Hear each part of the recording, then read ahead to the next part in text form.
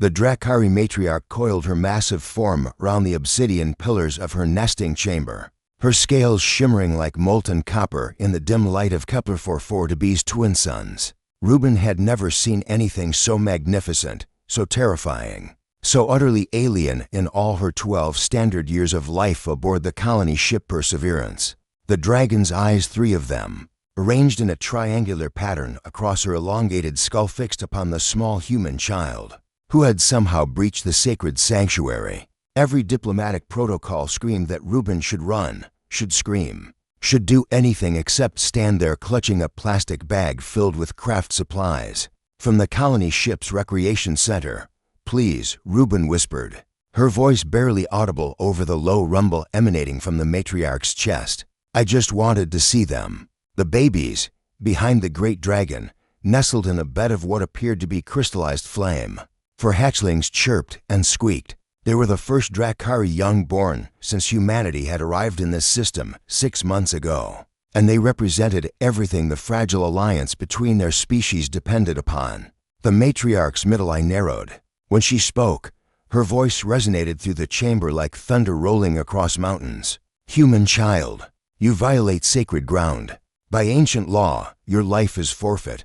Reuben's hands trembled, but she didn't drop the bag. "I know. Commander Hawley, my brother, he told me about the laws, but I heard them crying last night through the ventilation systems. They sounded lonely, lonely." The word came out as a hiss of superheated air. "My hatchlings want for nothing. They are fed, protected, taught the old ways, but they're babies," Reuben said, taking one small step forward despite every survival instinct screaming at her to flee. "And babies everywhere need more than food and protection. They need joy." The matriarch's tail lashed, cracking against stone with a sound like a plasma rifle discharge. "And you presume to lecture me, small thing?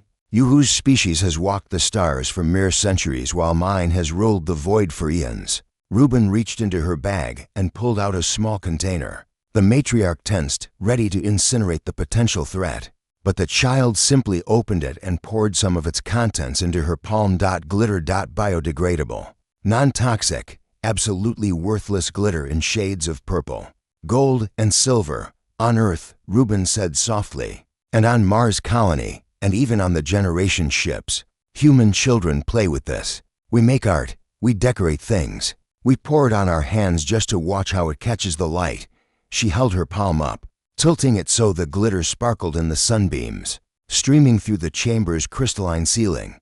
The hatchlings' chirping intensified. For small heads popped up from the nest, their juvenile scales barely hardened, their eyes wide with curiosity. "No," the matriarch growled, but there was something different in her tone now. Uncertainty, perhaps. "They must not be corrupted by." The smallest hatchling launched itself from the nest, with unsteady wings, tumbling more than flying across the chamber. It landed in a heap at Reuben's feet, looking up at the glittering particles with an expression of pure wonder that transcended species. "Shrekar, return at once," the matriarch commanded, but the hatchling was already nuzzling Reuben's hand, making soft chirping sounds of delight as glitter stuck to its snout.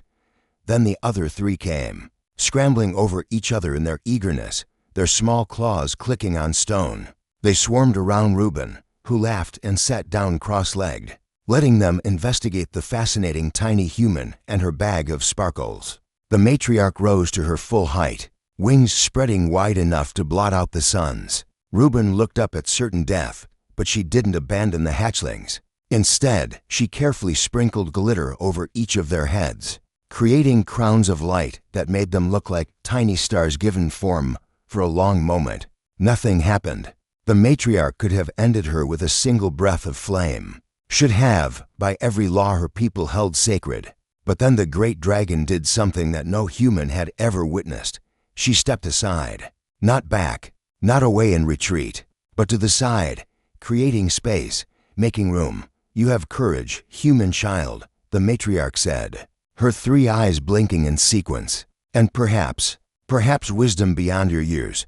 She lowered her massive head, bringing it level with Reuben. "On my world, before the great burning, before we took to the stars to escape our dying sun, we had a substance much like your glitter. We called it Karshani, stardust.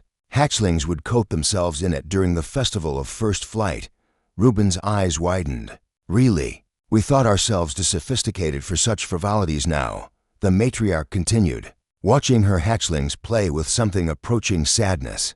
Too hardened by survival, too focused on preserving what remains of our species. But you reminded them that survival is not the same as living. The smallest hatchling, Shrekar, tumbled back to Reuben and deposited something in her lap, a scale, warm and glowing with inner fire. A gift, may I visit them again? Reuben asked hesitantly.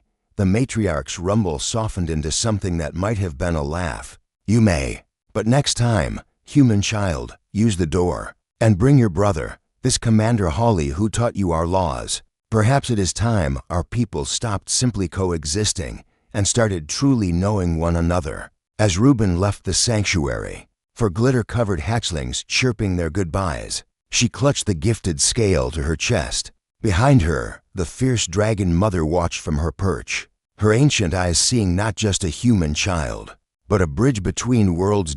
And in her heart, for the first time in generations, hope sparked like glitter catching the light, small, delicate, but undeniably brilliant. End.